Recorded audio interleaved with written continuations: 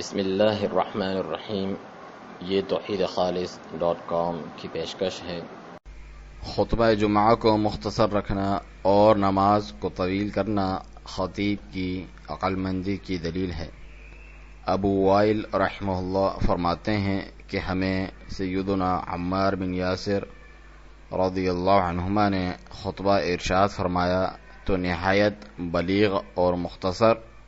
جب وہ ممبر سے اترے تو ہم نے عرض کی، اے ابو الیقظان، یقیناً آپ نے نہایت بلیغ اور مختصر سا خطبہ ارشاد فرمایا، کیا ہی اچھا ہوتا اگر آپ خطبہ تھوڑا طویل کر دیتے۔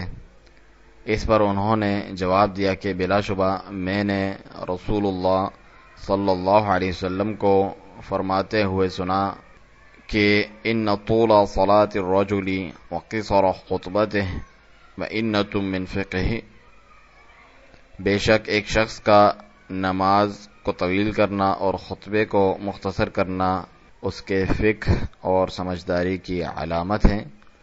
فأطیلوا الصلاة وقصروا الخطبہ، پس نماز کو لمبا کیا کرو جبکہ خطبے کو مختصر کیا کرو۔